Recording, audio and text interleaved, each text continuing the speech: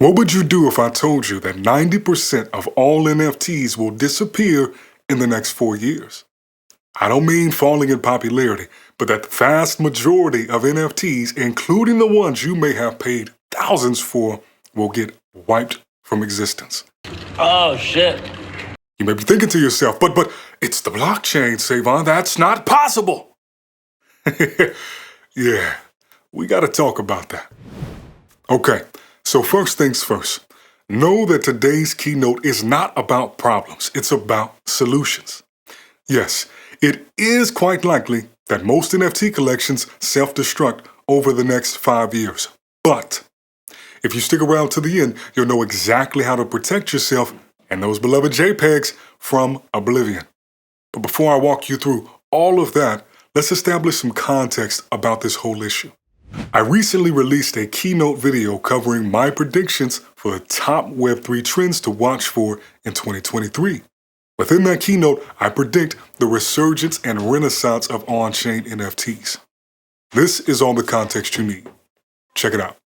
Most NFT collections aren't actually stored on-chain, only storing partial data on-chain. Rare is the project storing everything about the NFT, including the art, entirely on-chain. This can get expensive. If something were to happen to the company behind the collection, a major exchange hosting a collection, or the pinning sites hosting the metadata, your NFT will be rendered useless and inaccessible. When an NFT is fully on-chain, it allows the token to be reconstructed in its entirety, directly from the data baked into the chain, ensuring the NFT persists in perpetuity alongside the network itself. One of the first PFP projects to be issued fully on-chain is Jimmy.eth's Avastars. Early 2022 saw Josie Bellini release Cyberbrokers as a fully on-chain SVG collection. I am confident we will see a renaissance of fully on-chain projects with genuine persistence and immutability.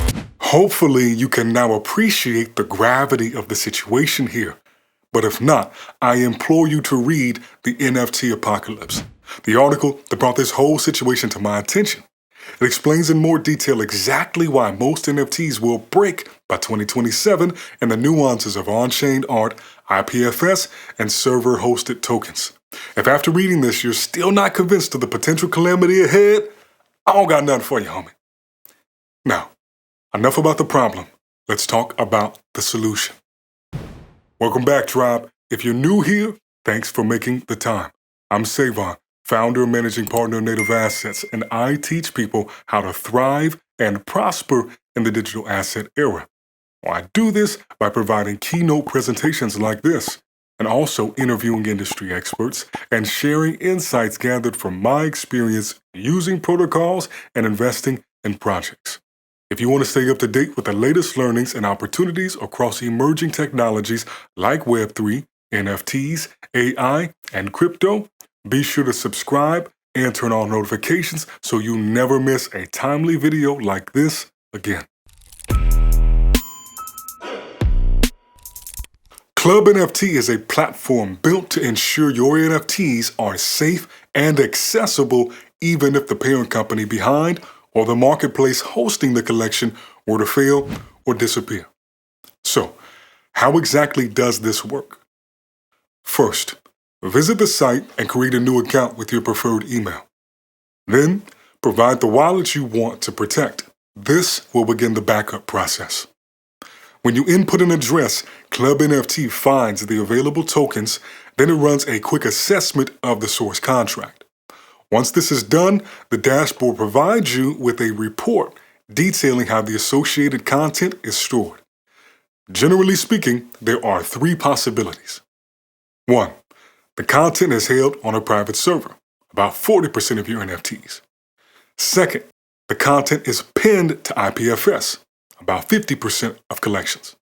Third, the content is stored fully on-chain. Only about 10% of collections fall in this bucket. Now, when you expand the view for each NFT, you'll find a breakdown of how each element is handled, most showing some sort of mix. Best case scenario, everything is on-chain. But that's only true about 10% of the time. Jason Bailey, ClubNFT CEO, mentioned that out of 1,000 NFTs, he only had 1 collection be detected as on-chain. Now, According to the tool, even cyber brokers, one of the most well-known on-chain projects, incorporates off-chain elements. Realistically though, if the image or core media file is stored on IPFS, consider it a win, since this means the media can be backed up. Now, let's cover how to actually protect your NFTs. Backing up your NFTs. On average, you should be able to back up roughly 50% of your tokens. ClubNFT's interface makes it clear which NFTs can and can't be protected.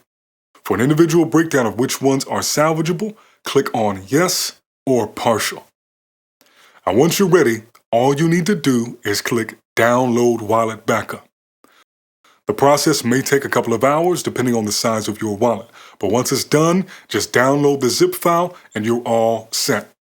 Now, I suggest you store one copy of the backup on an SSD or hard drive and upload another copy to your preferred cloud storage provider. Once you've gone through this process once, ClubNFT will regularly scan your wallet for new NFTs. You're given one free backup per month per wallet.